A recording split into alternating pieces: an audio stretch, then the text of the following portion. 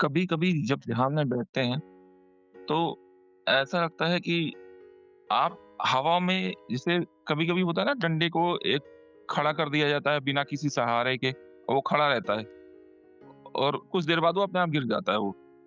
तो कभी-कभी ध्यान में ऐसा लगता है कि मैं बिना किसी सहारे के हूँ और कुछ टाइम के लिए, कुछ देर के लिए होता है और इसके बाद में फिर से वो टूट-सा जाता है, फिर से कहीं न कहीं कुछ न कुछ पकड़ बन जाती है।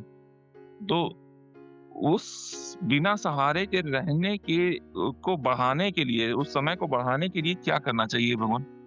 ऐसा है, ये कुछ कृत्रिम विधियाँ नहीं होती इसमें। आप सबसे पहले तो ये देखो कि अगर आपकी श्वासों की गति कम हो रही है, आपके मन में विचार शून्य हो रहे हैं या कम आ रहे हैं पहले के मुताबिक, तो आपके मन में वैसे ही शांति बढ़ने लगेगी। आप महसूस करोगे कि आपके मन में शांति आ रही है। तो जब ये अवस्था आएगी, तो प्रतिदिन आपको कुछ न कुछ नया आभास होगा। कुछ ना कुछ नया होगा। ज़रूरी नहीं कल जो हुआ था वही आज हो, आज कुछ नया होगा। लेकिन तब होगा जब आपके विचार शून्य हो जाएँगे, और जब आपके विचार शून्य होंगे, आपकी श्वासों की गति कम होगी और आप प्रभु की तरफ प्रेम से अग्रसर होगे, तब ये अवस्थाएँ आएँगी।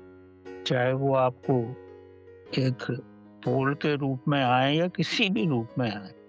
अक्सर तो ये सर्प के रूप में ज़्यादा आती है कि सर्प जैसे एकदम सीधा खड़ा हो गया हो, क्योंकि सर्प में हड्डी तो होती नहीं है, वो तो सिर्फ मांस होता है। वो भी आपको आभास होगा। भिन्न-भिन्न प्रकार के आभास होंगे। जब तक आप सहस्त्रधारा चक्र में पहुँचोगे, तो प्रतिदिन नए आभास होंगे और उसके बाद जो आभास होंगे, वो ब्रह्मांड के आभास होंगे। तब आपको हर चीज़ के अंदर गहराई भी महसूस होने लगेगी। ये सब क्यों हो रहा है आपके साथ? तो ये इसमें धैर्य रखो और साधना विधि पूर्वक करते रहो, सब हो। हर छोटी-छोटी चीज़ का एक्सप्लेनेशन नहीं हुआ करता। ये प्रभु की अपनी विधियाँ हैं। जी भगवान।